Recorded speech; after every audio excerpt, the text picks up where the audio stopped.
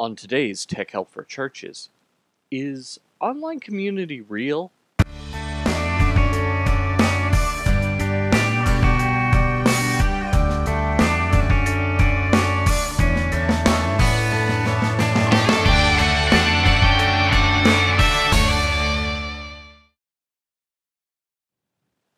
Hi everyone, and welcome again to another episode of Tech Help for Churches. I am your host, Paul Allen Clifford, and I'd love for you to join the conversation. So head on over to trinitydigitalmedia.com/contact, and there you can find all my contact information. You could also leave a message if you would like, comment, question, whatever. Or you can look at all the contact information I have listed, like the phone number 1-877-763-3246. That's 1-877-POD-ECHO, where you can echo back to this podcast. Or you could as well drop me a line on email, paul@trinitydigitalmedia.com. And I should mention that I'm also on Twitter. I've got around 22,380 followers last time I looked. It could be a little higher, it could be a little lower, or I could be remembering it wrong, but it's in that ballpark. So head over to Twitter. My username is Paul Allen Cliff, PAULALANCLIF. So that's the shortest way to spell all three of those. There's no E's anywhere. If you're tempted to spell Allen, ALLEN, that's not my middle name. It is a name, just not mine. So you can head over there and get in contact with me there. Now, before we continue, I do want to talk about one thing, just to make it short and sweet. This podcast is supported by people like you using Patreon. Patreon is a service that allows you to be a patron of the arts, where you can support this show for as little as $1 a month. If everyone that watched the show, that followed me on Twitter, etc., just threw in $1 a month, then I could really ratchet up the quality here, and we could really do some great things. I could bring in other experts on other areas. IT, I've got a couple of people in mind that could have an IT show. I could do one on lighting. I've got, again, a couple of people in mind that could do that. One on audio. Again, a couple of people I know that could absolutely do a show on audio for the church. So if any of those things interest you, head over to Patreon, let me say that again, patreon.com/Paul Allen Cliff. That's patreon.com/PAULALANCLIF, and you can support the show, and that would be greatly appreciated. So let's get started talking about our topic for today. So, do you think that online community is real? I want you to ponder that and ruminate on it, because a lot of people, their gut reaction is, no, that's not real. You're not meeting in person, so it's not really community. I would push back on that. Let me challenge this assumption based on something that I've noticed. So, let me start with the story. It was 2004. Yep, 2004, and I was going to the churchmedia.net national convention. A guy walked up to me, hugged me, and said, "Paul, it's so great to finally see you in person." I'd been on this board for a few years, and this was Phil. Phil, I think I would still count Phil as a good friend of mine, because we met online and I visited him a couple of times, and it's like we connected in real life before we'd even seen each other in person. That's what's so interesting is we connected before we were friends. My friend Daryl, who actually lives locally, is the first person that I ever met in person that I had first met online. And we seem to really get along well in real life. So it seems to me that in at least these two instances, you can form friendships before you actually meet people in real life.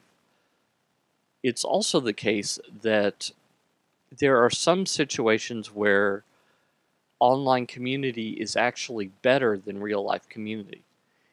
At my church, we have a recovery ministry, and we have all sorts of issue specific groups, pornography, uh, alcoholism, drug addiction, spiritual freedom. Uh, there's one for women who've had abortions, one for people who've had divorces, etc., etc. When people first start going to these groups, it can be somewhat daunting because you can know somebody and not know their specific issue. Now, when they find freedom, people tend to share more. Like, it's not unusual for me, because I've been in some of these groups, it's not unusual for me to be in a conversation and talk about my addiction to pornography, for example. Now, that might shock you that I would say such a thing, but I, th- I think that there's a lot of freedom in sharing where you're broken, where God still has to work on you, where you're less than perfect, because I think that you don't get. You see, one of the things that we think is we think that people will only like us if we're perfect. But I don't know about you. When I meet perfect people, I feel like, oh, I'm really not very good. Because I know that I'm not perfect. I know that I have struggles. I know that there are things in my life I wish I did not have. And so that's kind of an area where I think that online community can be better, because when you're meeting online, you have a certain level of anonymity that you can't really have in person, especially if the recovery ministry is a recovery ministry at your church where you're very involved. So maybe you are part of the church and you're really involved and you're a leader, and then you go to the recovery ministry, and then you have to basically say, yes, I'm struggling in this area. And that's really hard to do. Really, really hard to do. To say, yeah, I know it looks like I've got it all together on Sunday morning, but here on Thursday night, the truth is I'm really messed up. There is there's all kinds of communities online that deal with these issues, where you can have an kind of a pseudonym. You can be anonymous, kind of like Alcoholics Anonymous is anonymous. You can be someone who no one knows, and you can be more honest knowing that even if this person you're talking to is your next door neighbor, you don't know that and they don't know that. So you just have a lot more freedom in that case. Now, it's also the case that at my church we have an online campus, so we have live streaming. We use a technology just like the one that you're watching. If you're watching the live stream at churchtechcast.com, if you're not, you ought to check it out. Monday through Friday, 11 a.m. Eastern, 8 a.m. Pacific, 3 p.m. UTC at churchtechcast.com. So we have this online campus, and we have a chat room, just like I've got a chat room up on my monitor over there, where people can interact with one another. And we've really seen a lot of freedom in that people feel free to ask the questions that maybe they don't feel free to ask in real life. So while it's the case that you can't actually see the person, you don't necessarily know their real name, sometimes that gives them the ability to say, I'm a leader in my church, but I've got doubts. Or everyone thinks I've got it together, but I feel like I don't. These honest moments where real ministry can happen. Now, I will say that the downside of online community is there is a certain human touch, right? So if someone has lost a child, sometimes they just need to be hugged. And you can't do that online. But what you can do is you can get together a larger group of people who've been through the exact same thing. I can't say to someone, I'm really sorry about your pain. I know how that feels, because I don't know how that feels. I can imagine, but I bet it feels worse. When I lost my father, it felt really bad, but my father was older than me, of course. That's the way that works. And he wasn't a young man when I was born, so when he died, it wasn't altogether unexpected. People kind of expected that to happen. When you have a 6-year-old that dies, it just feels like that is an abomination against the way the world was created, that a child would die before their parents. I don't understand that fully. Intellectually, I can grasp how that must be horrible, but people who have actually lost children, they know what it feels like. They have experience, and knowing theoretically and experiencing are different things. So you can get together a larger community. Maybe in your church, one person or two people have lost a child, and they might be decades and decades apart in their experience.